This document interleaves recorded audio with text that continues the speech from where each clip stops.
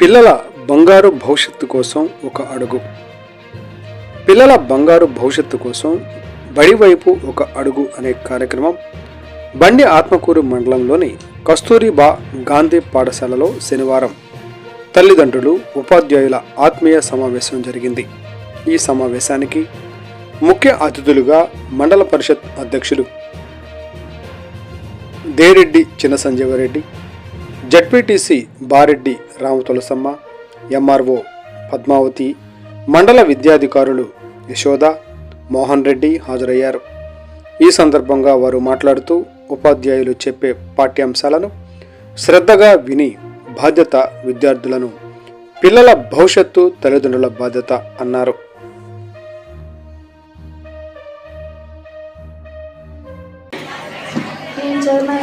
స్కూల్లో water problem ఉంటే clear చేసినారు. పిల్లలు బట్టలు కొంత దోబీలు కట్టించినారు.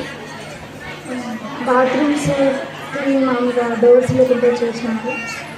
పిల్లలకు పేరెంట్స్ స్కూల్లోనే టీచర్లు కాకుండా పేరెంట్స్ కానీ స్కూల్లో ఎలా ఉండాలి, ఎలా చదువుకోవాలి పేరెంట్స్ కానీ చెప్పాలి. అన్ని టీచర్సే చెప్తారనేది లేదు, పేరెంట్స్ కానీ ఇంటి దగ్గర చెప్పాలి.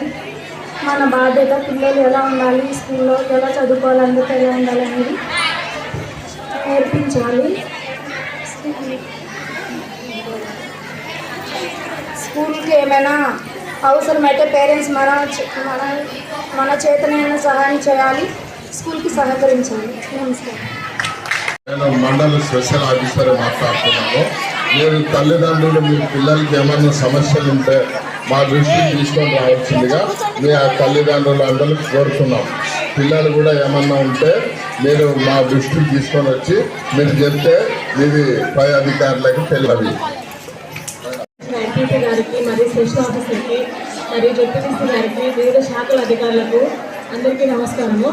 ఈ ఆత్మీయ సమ్మేళనం అనేది ప్రభుత్వం చేపట్టింది కాబట్టి పిల్లలకు తల్లిదండ్రులు వాళ్ళు చదువు గురించి చెప్పుకోవాలి. ఇంటి దగ్గర ఏం చేస్తున్నారు అనేది మీరు వాళ్ళను గమనించాలి. వాళ్ళ చదువు ఏ విధంగా ఉందని స్కూల్కి వచ్చి కూడా మీరు ఒక్కొక్కసారి హెడ్ మాస్టర్ని మీరు చెప్పొచ్చు, ఏ విధంగా చదువుతున్నారు మా పిల్లలు అని దాని గురించి తెలుసుకోవచ్చు. అలాగే మీ పిల్లల్ని బాగా చదివించిన తర్వాత పై చదువులు చదువుకున్న తర్వాత బాగా మంచి ఉద్యోగాలు తీసుకొచ్చి మీ కుటుంబానికి మంచి చేస్తారు. ఆ విధంగా చదువుకున్న వారికి ఉద్యోగ అవకాశాలు ఉంటాయి కాబట్టి మంచి ఉద్యోగంలో సాధించిన వారికి గుర్తింపు పొందుతారు. ఆ విధంగా ఈ ఆత్మీయ సమ్మేళనం ద్వారా మీ పిల్లల్ని మీరు బాగా చదివించి ఉన్నత అధికారులుగా తీర్చిదిద్దాలని కోరుకుంటున్నాను. Thank you. ఇక్కడ ప్రభుత్వం ఏర్పాటు చేసిన ఆత్మీయ సమావేశానికి వచ్చిన తల్లిదండ్రులకు, అలాగే మన బాలికలకు, వేదిక అందించిన పెద్దలకు, ప్రతి ఒక్కరికి కూడా పత్రికా విలేకరులకు ప్రతి ఒక్కరికి కూడా నా ధన్యవాదాలు తెలుపుకుంటున్నాను.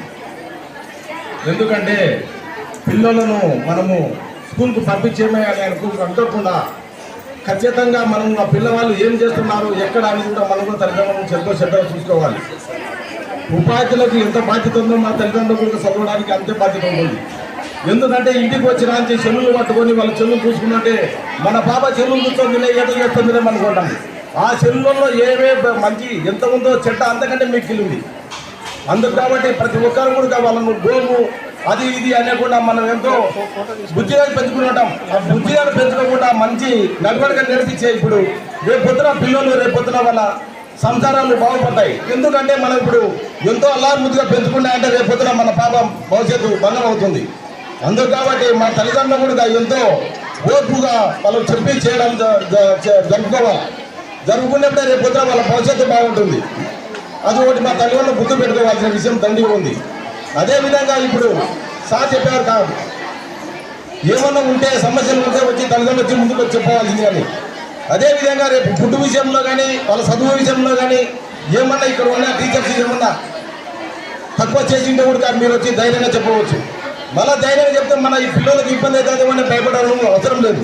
ఎందుకంటే మనం ఒకము ధైర్యంగా వచ్చి చెప్తే రేపు ఈ పిల్లలకల్లా మంచి జరుగుతుంది ఏదైనా తప్పుంటే. అందుకు కాబట్టి మనం కూడా మౌనంగా ఎంత ఉంటే అంత మనం తప్పు చేసిన అవుతాము. తెలిసి ఉంటే ఆ మౌనంగా ఉండేవాడి తప్పు చేసినాము వాళ్ళ చేతి వాళ్ళ కంటే మనం మౌనం ఉండలో మనమే తప్పు చేసిన అవుతాం. అందుకు కాబట్టి ప్రతి ఒక్కరు గుర్తు పెట్టుకొని మనము తల్లిదండ్రుల బాధ్యత నిర్వహించినప్పుడు మన పిల్లలు కూడా బాగుంటారు. కాబట్టి అదే నేను కోరుకుంటూ ఈ అవకాశం ఇచ్చిన మరి ఒక ఈ టీచర్స్కు, ఇటువంటి అధికారులకు మరి ఒక ధన్యవాదాలు తెలుపుకుంటూ తెలియజేస్తున్నాను.